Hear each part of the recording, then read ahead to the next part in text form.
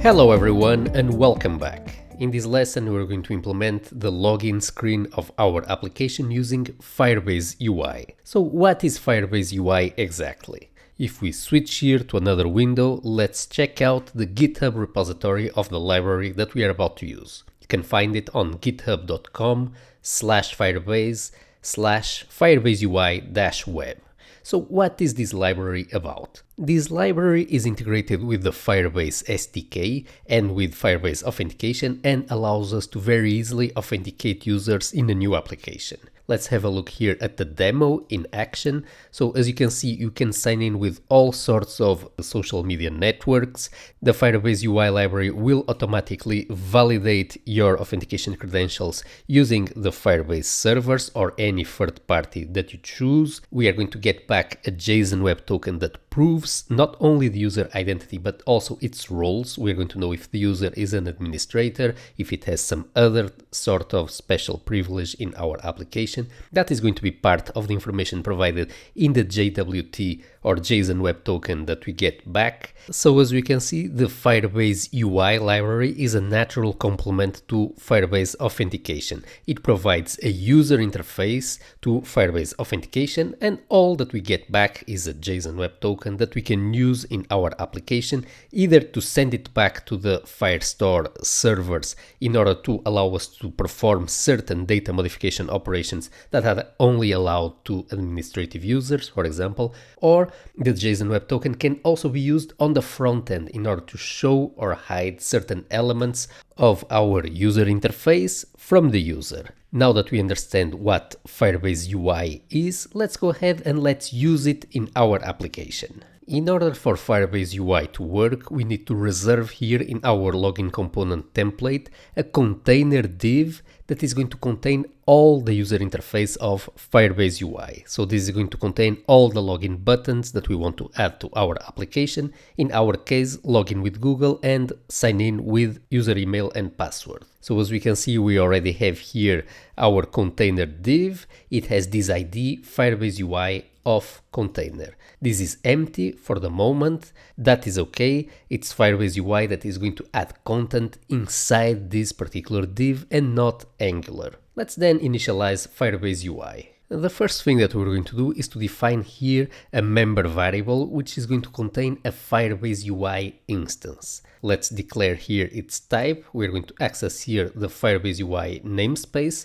From there, we're going to access the authentication namespace and we're going to grab here the auth UI type. So notice that this Firebase UI type was imported in the following way: import star as Firebase UI from Firebase UI. Let's then continue the implementation of our program. So now that we have created here our member variable, let's go ahead and let's initialize it. Firebase UI internally uses the Firebase SDK, so we need to first wait for the Firebase SDK to be fully initialized before initializing here Firebase UI. In order to do that, we're going to inject here a new service, which is the Angular Fire Auth service. So this is an Angular Fire service that allows us to interact with all the authentication related functionality of the Firebase SDK that Angular Fire uses underneath. We can now use the Angular Fire Auth service to wait for the Firebase SDK to be fully initialized. We can do so by using here the app property. This is going to get us access to a promise. So the app property is itself a promise that when successfully evaluated is going to get us back here an app object containing all the properties of the running Firebase SDK application. This means at this point that the Firebase SDK is fully initialized and ready to be used, so we can now initialize the Firebase UI library. In order to initialize Firebase UI, we need to configure things such as, for example, what to do when the login is successful or what type of social login providers should we use. Should we use Google, Twitter, Facebook, etc.? We need to configure that first for initializing Firebase UI. So let's go ahead and let's define here a new variable. We're going to call it UI config. And let's go ahead and let's specify here, for example, the login options that we want to make available to the user. So this is going to be an array, not an object, called sign in options. The first thing that we want to make available is authentication via plain email and password. So let's go ahead and using this import, let's provide here the provider ID for this type of authentication type. And let's also provide here the possibility of signing in with Google. So let's go ahead and let's add the Google Auth provider to our list. Now let's specify what should our application do when a login is successful. For that, we're going to configure here a new object called callbacks. There are multiple callbacks available, but the one that we need right now is this one, sign in successful with auth result. So this is a callback function that we need to provide here that is going to get called if the sign in is successful. We are going to add here a new method to our login component that is going to be called by Firebase UI whenever the sign-in is successful. Let's go ahead and let's add it here. We are going to call it simply on login successful. We are going to get back here a result that we're going to receive from Firebase UI. And now all we have to do is to pass in this function here as a callback to the Firebase UI configuration object.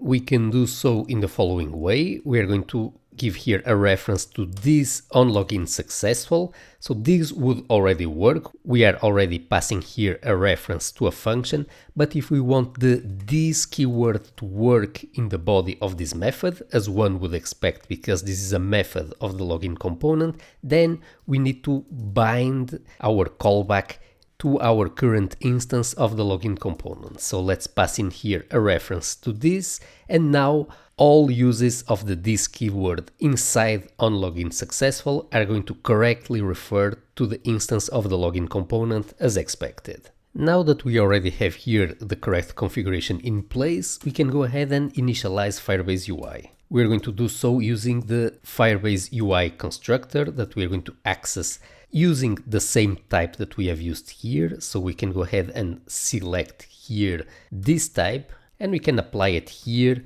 by making sure that we are calling here the new keyword. So this is a constructor function that takes in one argument. We are going to pass in the correct argument by accessing here the application that we got from our Firebase authentication promise, and from here we are going to call the auth method, and this is going to pass in to Firebase UI the authentication service from the Firebase SDK that Firebase UI needs internally in order to work. After calling the constructor function, we can now bootstrap the Firebase UI library in the following way. We're going to call here the start method. We need to pass in here as a first argument an identifier for the container where we want the Firebase UI library to run. So as we have seen initially, it's this identifier here from this container div. We're going to then pass in here the correct identifier, and this is actually a CSS selector. So let's add here a hash mentioning that this is the identifier that we want to target. And the second argument that we need to pass in here is the UI configuration that we have defined here.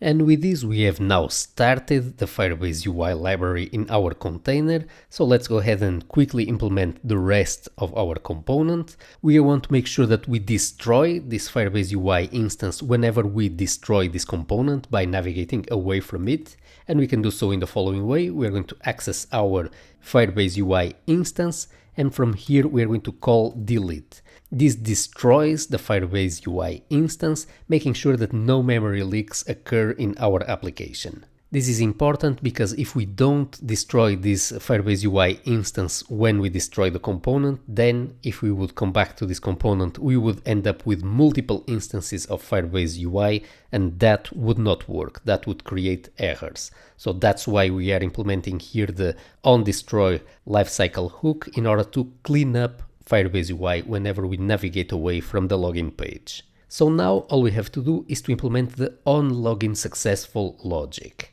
So the only thing that we want to do when a login is successful is to redirect the user to the home page of our application. Let's then go ahead and let's inject here the Angular router in order to do that redirect. We're going to inject here the router service from the Angular router package, and now we can simply call it here by accessing router and by using the API navigate by URL, for example. And let's send the user back to the home page of our application. In order to help us understand a bit better how Firebase UI works, let's go ahead and let's take a look at the result that we get from it when a login is successful. And with this, we are now almost ready to try out our new login screen. So before doing so, I'm going to apply here another option to the Firebase UI library. I'm going to disable its auto sign-in functionality. This way, returning users that come back to the application will always have to sign in again.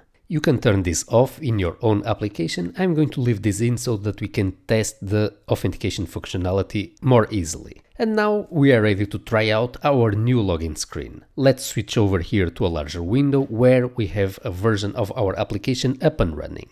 Now we are going to go here to the login screen using the side menu. And we have here our sign in screen. We can see that we have the two options that we have chosen, sign in with mail and with Google. And if we check here the bottom of the screen, we are going to see that we are running in emulator mode. We have here the warning, do not use with production credentials.